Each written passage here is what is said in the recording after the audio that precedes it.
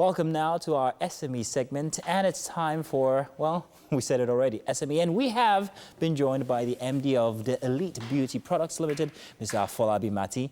Well, it's nice to have you here. Thank you very much. I've got so many questions for you, sir, so I hope you're ready for me. Oh, yes. Now, first of all, it's called the Elite Beauty Products Limited, yes? Yeah, so how long have you guys been in business? By the grace of God, we started this business February 2010. 2010? Yes. Wow, that's 11 years already about. Yes. Oh, wow. Now, 10 years actually. Now, it's always very interesting to follow a business from when it starts to where it is. And that's the essence of today's discourse, because I want people to learn from the steps that you have taken, especially for the kind of or line of business which you are in, which is beauty products. I always like to ask people what informed the need to go into this kind of business, because that's the main thing. People actually have to identify the fact that there's a need or a demand somewhere. So how do I fill in that gap? So what was it for you? Actually, the beauty industry is full of many products. In 2010, we looked through all the products in the market, and we found out that most of them are not meeting the demands of the people, the yearnings of the people, the needs of the people. Yeah. Most of the products are made up of chemicals, and we found out that the chemicals most of the time have side effects on the skin and all the. So we came up with the idea that we must have product that is 100% natural, 100% herbal.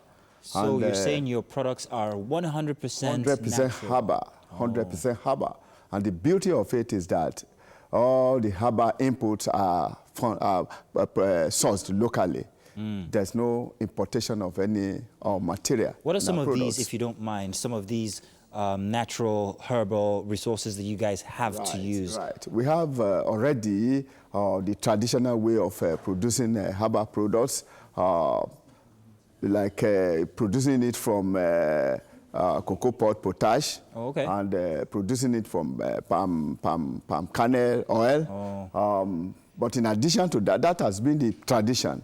But in addition to that, we have come up with added value by putting shea butter in our product. Shea butter is very friendly to the skin. It protects the skin from the sun. When it is dry season, the sun is always high in our environment. But the effect of shea butter is to cool down, to subdue the effect of the harsh, the intensity of the sun. So again, we have also added essential oils, like lemongrass oil and citronella oil. This lemongrass oil we produce from our factory. We extract oil from lemongrass leaves. Now, these are very interesting bits that you're letting us know. Now, my question now is, how did you exactly identify that this is a demand from people? Did you do some sort of research at all? And basically, is research essential in any business? Yes. Our research is based on one-on-one discussion. We discuss. We are in the society. We are even in the market, and we hear from people their complaints, feedback and all. Feedback from people, and especially on the fact that they are tired of these chemicals. So some of them bleaches, some of them. But this is a product that it tones gradually with time, naturally. So we had to sit down and say, what can we do to meet the demands of the people. So that's how we come about the product. So let's take a look at your business structure now, from where you started to where you are right now. How big has your business grown? After we started in 2010, we decided to employ hands because it was essentially family business.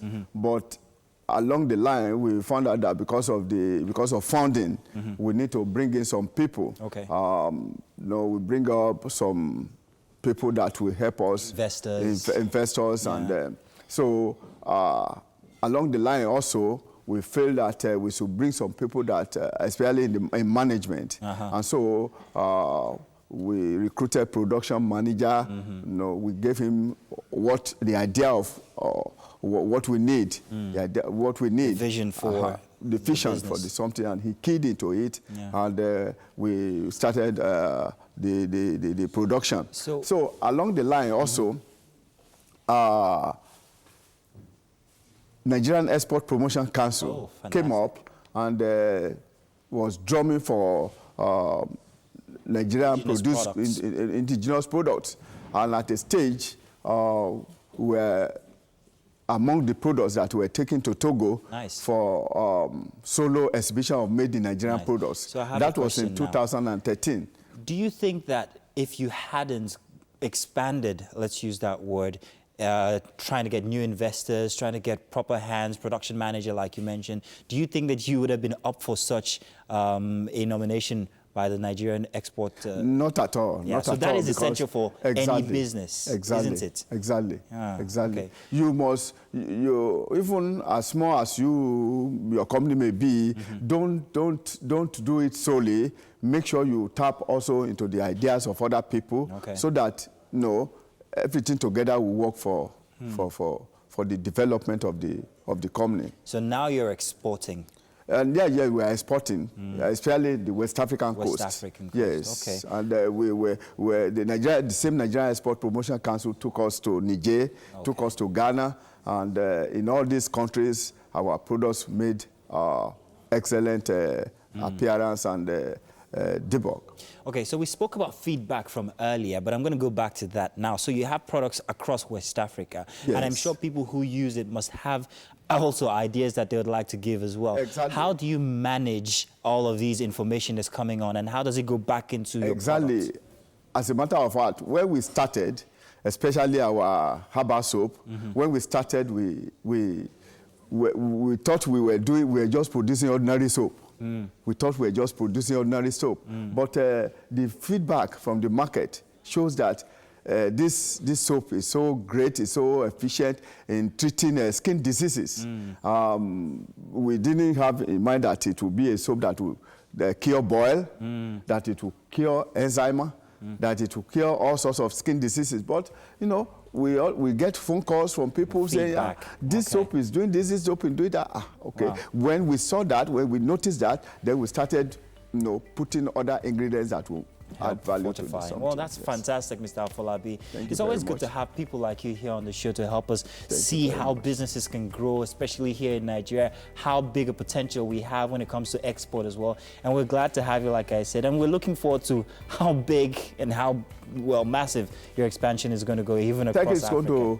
We want to expand further now. We have in 2015 or 2015 thereabout, we approached a Bank of Industry, and Bank of Industry. I'm sure that we don't have too much time, unfortunately, but I'd like to bring you back again, and we'll have that conversation if you don't mind. But thank you very much, Mr. Afolabi. Always a pleasure to have you. Do stay tuned. Hey, we have more coming your way. The kitchen is all beautiful smells and everything coming from there. When we get back, you're going to be enjoying that.